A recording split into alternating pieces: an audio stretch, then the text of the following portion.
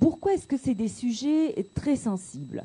Parce que par rapport à hier, on n'est plus dans l'utopie, ou en tout cas, par rapport au discours du philosophe ou de l'ethnologue, on n'est plus seulement dans l'utopie. Il y a bien l'utopie, ou la part d'utopie de ceux qui veulent faire des réformes, mais on arrive à l'atterrissage, vous entendez le R déjà, l'atterrissage sur ce fameux terrain dont on entend si souvent parler, avec 2, mais souvent avec 3 ou 4 R, dès qu'on veut aussi parler de réforme de ce terrain.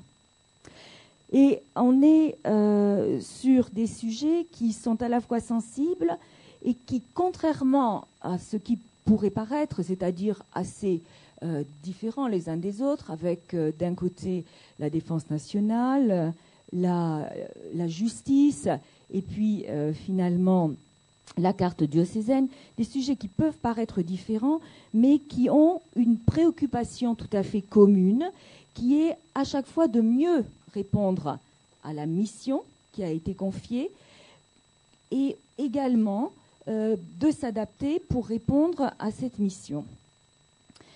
Et on s'aperçoit, et ça a été évoqué hier, on est bien au-delà du rationnel. On est vraiment dans le symbolique. On s'attaque au symbolique parce que, comme le disait l'ethnologue hier, on s'attaque à mon clocher, à mon tribunal, à mon régiment. Et quand une réforme parisienne, parce que pour ces détracteurs, une réforme, elle est toujours parisienne, même si elle a eu la bénédiction de Rome, même si elle s'inspire d'un certain nombre d'exemples européens, elle reste parisienne, là, avec un petit air. Et il est difficile de l'accepter.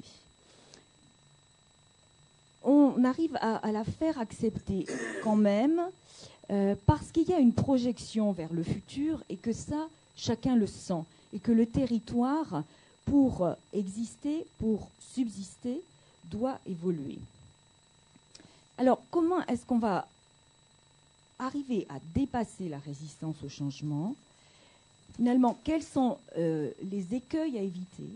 Quels sont les facteurs clés de succès? C'est la question à laquelle vous allez répondre tous les 3 cette matinée.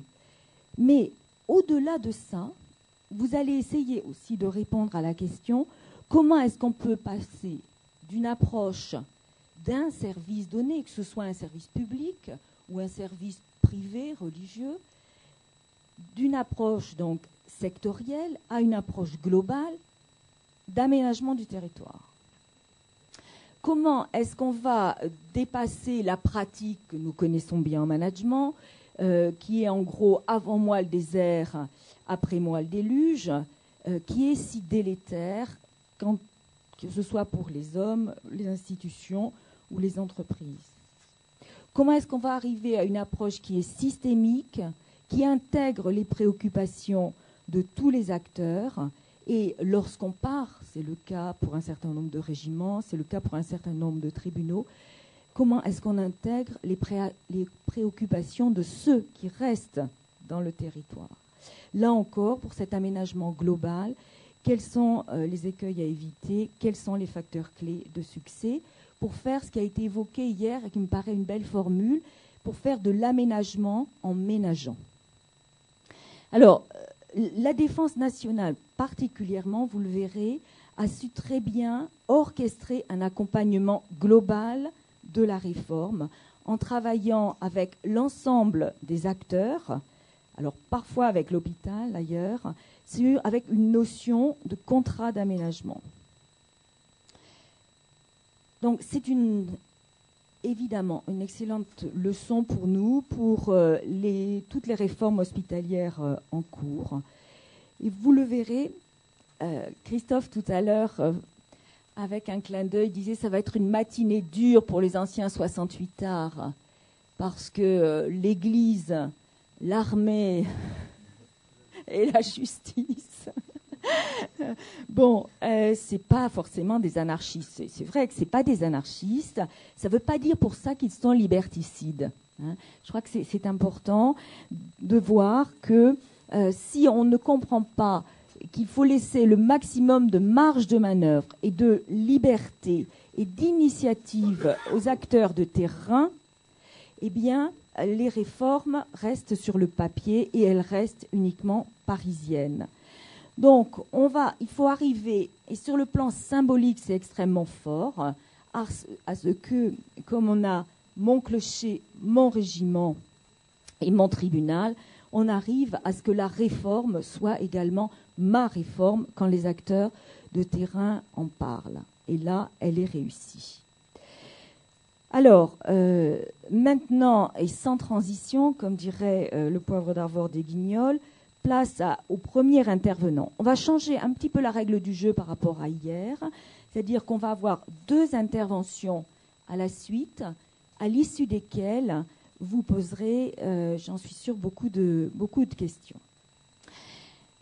À ma gauche, donc, Monsieur Laurent Pellegrin, vous êtes délégué aux restructurations du ministère de la Défense, désigné donc très officiellement par le ministre de la Défense nationale pour nous parler des restructurations. Vous êtes un ancien Saint-Cyrien, vous appartenez au corps préfectoral et vous avez travaillé dans un groupe animé par la DOS avec la Défense nationale, l'Intérieur, pour essayer de prévenir la violence à l'hôpital en 2003, il y a quelques années. Donc vous allez nous parler de la réforme de la Défense nationale et de la réorganisation territoriale qui se met en place. Vous nous donnerez des exemples qui ne sont pas géographiquement situés en Bourgogne ou à Marseille, je le regrette, mais vous verrez qu'ils sont situés très près de nous, dans la vallée de la Tarentaise, dans cette vallée où nous sommes aujourd'hui. Alors, quand je vous ai vu, je vous ai dit, vous avez 3 devoirs, donc pas de langue de bois.